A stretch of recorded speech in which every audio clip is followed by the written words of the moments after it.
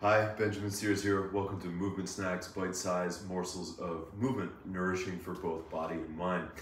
As is typical for me, this practice will focus on decompressing the lower back by working into the hips. So we'll get started right away. Come on down to your hands and knees. To measure the width between your shoulders, touch your middle fingers together. This is a little hack that utilizes your own proportions to give you an alignment that will be accurate and allow you to stack your joints productively. Pivot on the base of your thumbs till your index fingers point straight ahead. Push down through the base of your hands, your knuckles, and into your fingertips so that you feel like you're turning on your forearm muscles and supporting your wrists in this knees down plank position. And then round your lower back a little bit. Tuck your toes. Take an inhale here. Brace your abdominals, squeeze inwards with your hands so everything in your upper body is solid. And we're just gonna get right into the hip work today. So hover your knees, bring your right knee forward to your elbow, and then bring your knee out to the side. Now from here, keep everything stable, internally rotate your hips so your ankle goes out and your knee comes in. Circle your knee behind you until you reach hip extension. Pause there, keep your low back long, reach up through your heel without arching your back. Go out through your outer ankle, then knee to elbow, and knee back to the original position. One more time, knee forward, out, internally rotate, circle behind you. See how I have to use a lot of abdominals to keep my back straight. Heel up, out to the side, externally rotate. Now both knees down. Take your right foot out to the side, press down through your heel, and axially rotate your thigh bone. So you can see that my thigh is turning in and out, but I'm also pulling inwards with my heel to create some activation on the muscles of my inner leg. So we're just trying to grease the groove of the joint here by rotating the femur bone in and out. Keep your low back long by pulling your low ribs down and your abdominals in. Pause, point your foot. Here's the hard part. Take an inhale. Grip the floor with your fingers, push your left knee down, hover your right foot as high as you can without leaning out of the pose to the left or arching your lower back. Hold. Bring that knee down. Take another inhale. One more round. Hover. You should feel your outer butt working a lot. Press down through your left knee. Keep reaching your right foot up and out. Now take that right foot in, around, and bring your knees together into Gomukhasana. Here's where we integrate a little bit of Katona Yoga with the mobility work. Now start to circle your pelvis to the right while pushing down through your hands. So you've just taken your two knees and made a third knee. And that third knee is like the bolt of a scissor. So by pressing your back knee into your front knee and pressing your feet into the floor, you triangulate your base. Keep your weight right on top of your hands so that the movement comes from your hips instead of just from your spine. And pick your head up and look forward, which will tell you that you're bringing your hips through every number on the clock. So really the beauty of this kind of movement is to find where you don't go and then trace the whole circle. So life and practice are about becoming more spherical, so you have a little bit more bounce back ability, so you're a little more resilient. So touch every number on the clock. 12 o'clock is in front of you, 3 is at your right, 6 is behind you, 9 is at your left, and then 12 in front of you again. From there, hands stay down, take your hips up into downward facing dog in this Gomukhasana position. Bend your knees, roll your knees inwards so that your back knee is like spooning your front knee. So it's a very cuddly pose, and just like in a good cuddle, the connection of your knees will help you feel more stable. So this is really a lower body pose, so butt goes way, way up. And then come forward into plank pose, and that'll really tell you if your dog was too short. So go forward and back a few times, and as your hips go up, bend your knees and move your back knee forward into your front knee, and that will give you space in your low back on the left side. Last time to plank. Back to dog, knees come down, step your knees back to the original position. For just a moment, kneel down. Open your arms out to the side, thumbs up, turn them down, internally rotating your shoulders. I'm kind of just giving you a break from being on your hands, and then turn your thumbs back. So we're now doing the same axial rotation we did in the leg or in the right hip with the shoulders. Keep your shoulder blades pulling together. We'll do 5 more. Keep it slow so that you can feel the rotation of the upper arm inside the joint of the shoulder. Keep shoulder blades pulling together. Like when I do this one, I feel a stretch in my chest. Next time your thumbs come to the pointing back position, pause. Reach your arms back as far as you can without opening your rib cage. Nice. And then bend your elbows, make fists, Take your fist downwards, internally rotating your shoulders. Hold here, pull shoulder blades back. Try to bring fists a little lower, then fists up, behind your head, open elbows, hands back, ribs down, and then arms up, and 10 pulses of your hands back. So I just tricked you into a little shoulder mobility work. 5, 6, 7, 8, 9, 10. Hold, reach up, pull shoulder blades together and up, and then circle your arms behind you. Make fists behind your back. Reach your fists off your back, pull shoulder blades together, straighten your arms.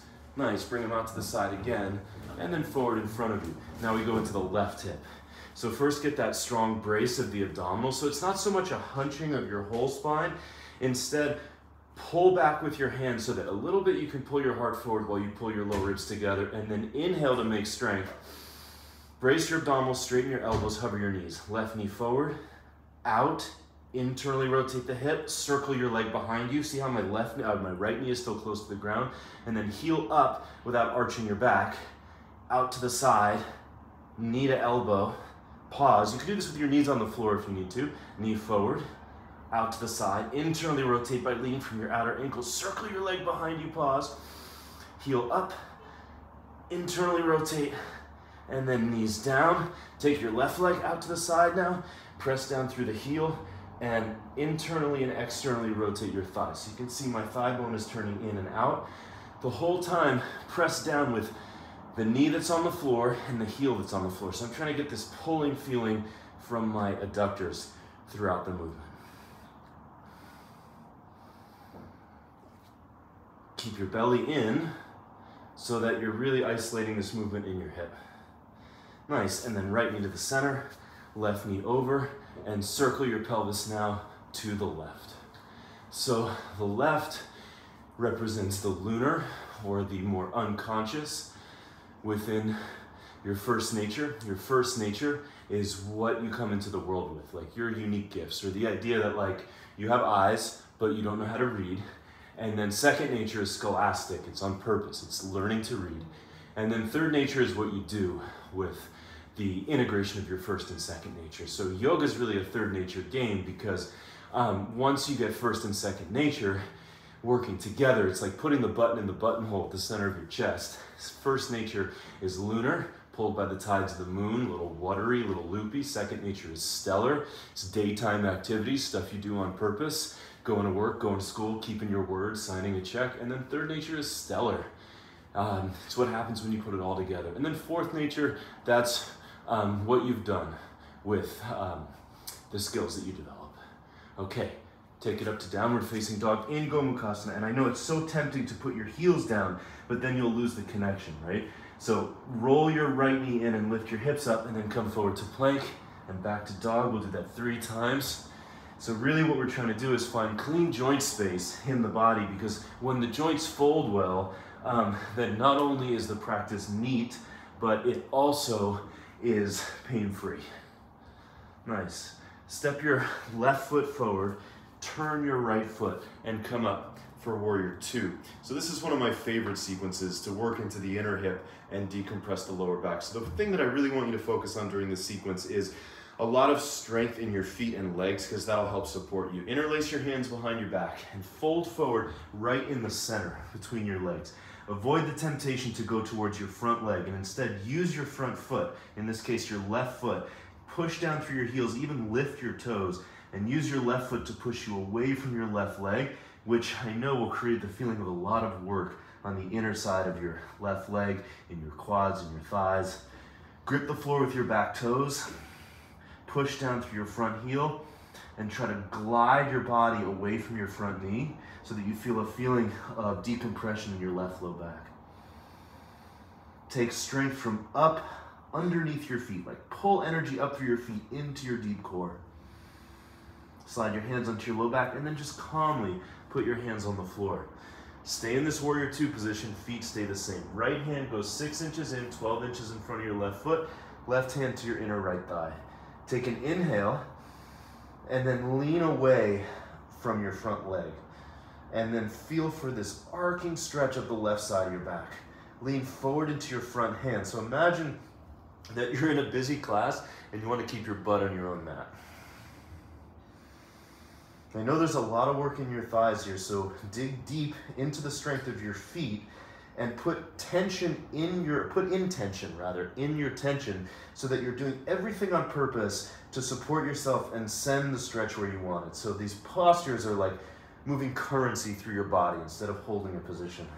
Traction your left thigh with your hand, lean over to the right. Bring your hands down, turn your toes in.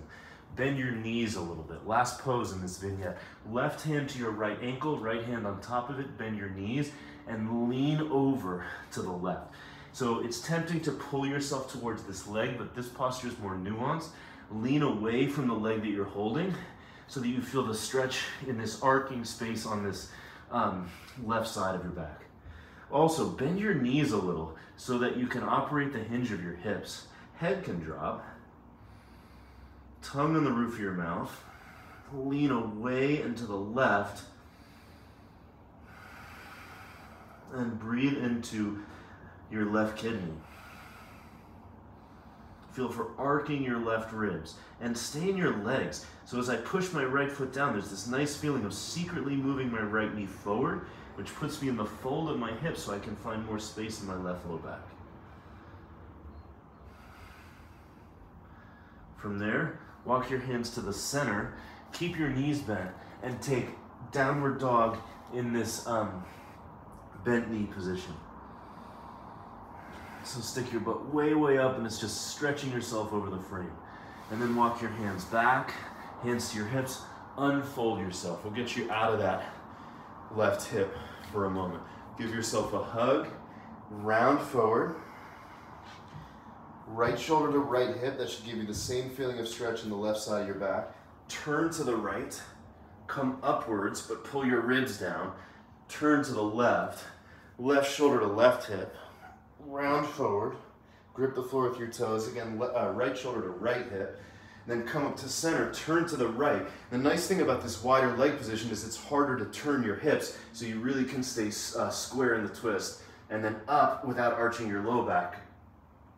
Turn to the left, left shoulder to left hip, and round forward. And now here we go for the other side. So, right toes out, Warrior Two.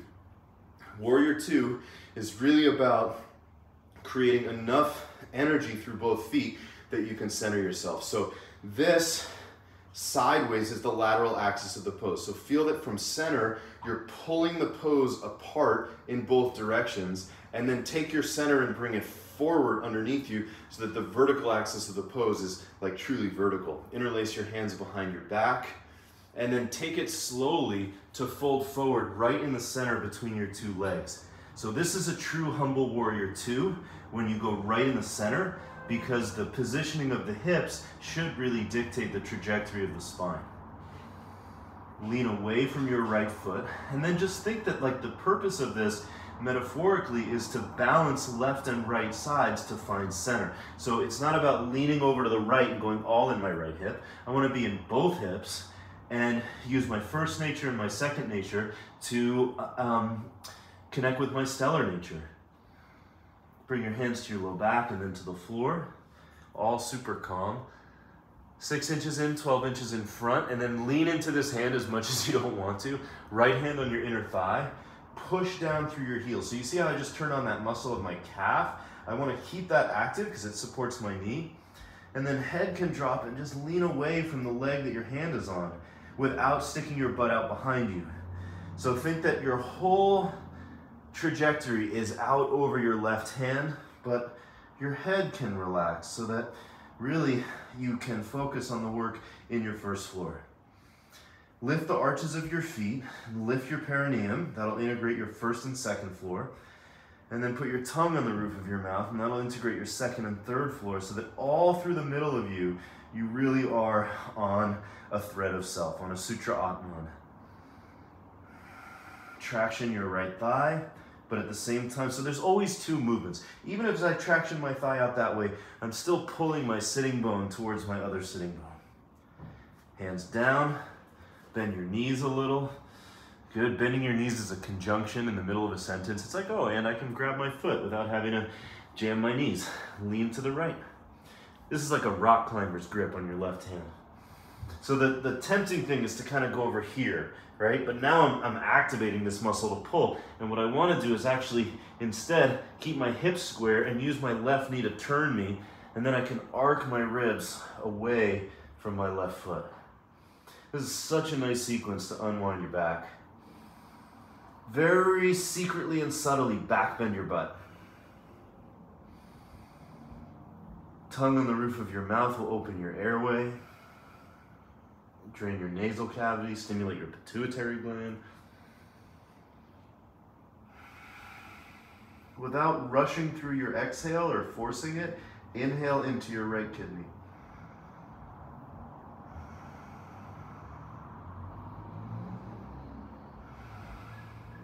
Nice. And then take your hands forward as far as you can with your knees bent, right? So you can see there's a back bend and the forward bend. Crawl your fingers way, way forward out in front of you.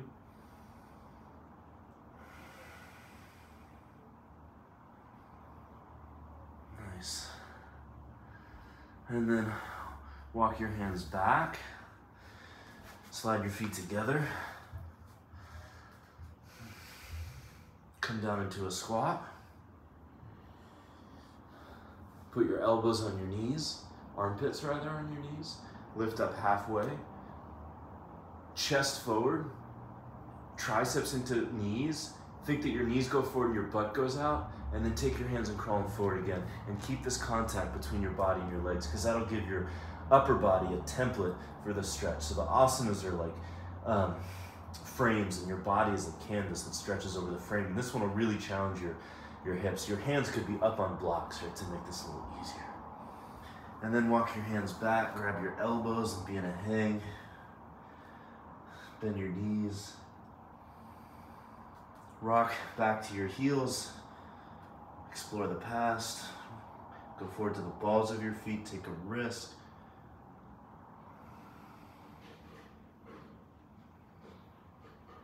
Nice, and then come down to your knees again. And take your left knee to the center, right foot over into Gomukhasana, and spin your pelvis to the right. So we stir it up and we spin it out. Press your knees down, right? The reason why, like, even though I'm on this concrete floor, that this doesn't bother my knees is because my knees are in the right position. So when the posture is well built, when the scaffold is sound, then there's very little pain if your joints are in the right place and if you're well measured. So spin it, spin it, spin it. Add your breath to it. Spin it a little faster. So the point is to be a salad spinner, so you spin the water out of your basement, right, so that you don't get too gloomy. Basement can be a little gloomy. So keep spinning and lighten up. Nice, and then just take your left leg, bring that one around in front, and this time to really open up your windows, your lungs, flip your hands, and then spin it to the left. As you spin it to the left, look out in front of you, press your back knee into your front knee, and triangulate your base from your feet. Do 20 more so that you have a beginning, a middle, and an end, and you get to feel the rush of having completed the job. 10, 9, 8, 7, 6, 5, 4, 3, 2, 1. Nice. And then hands down. Sit down on your knees if that's available to you. Turn your palms up in your lap. When you're ready, close your eyes.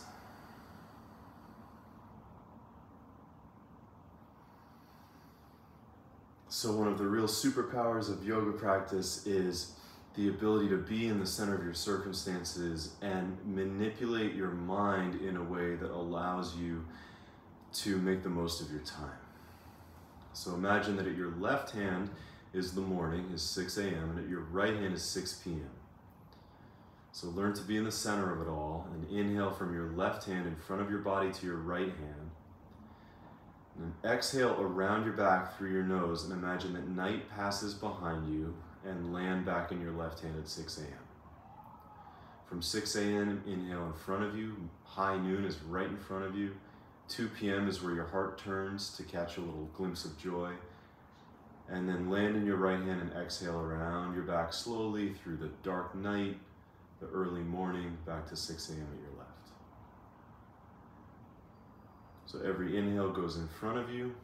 You turn your heart to 2 o'clock, which is the drishti of joy. In other words, where your heart needs to look in order to be oriented towards a positive future. Exhale around your back through the darkness of the night into your left hand again.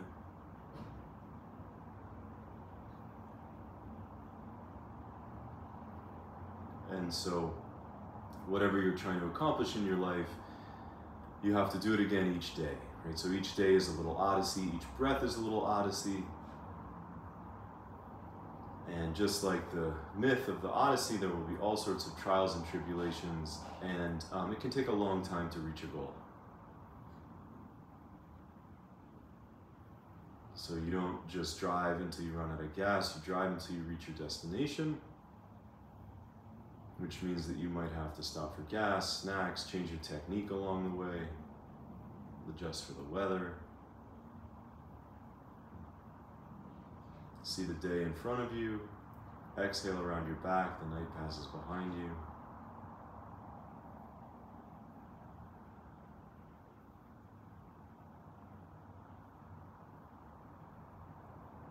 This is the wrap of time. In the magic square, the left hand is the kitchen and the right hand is the office.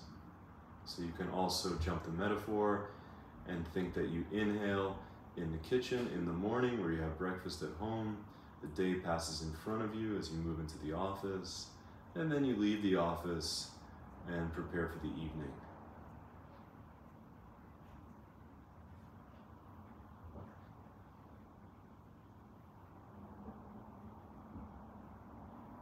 And time heals all the wounds that can be healed.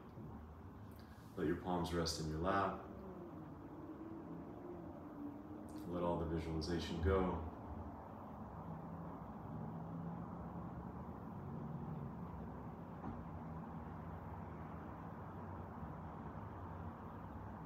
Quiet your breathing.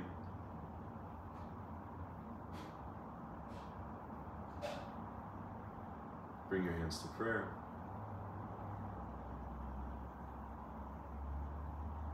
So left and right hand come together in the center of it all. And that's your third hand, the hand of the spiritual heart. Thanks for practicing with me today. Hope to see you soon, somewhere in the world. Have a great day.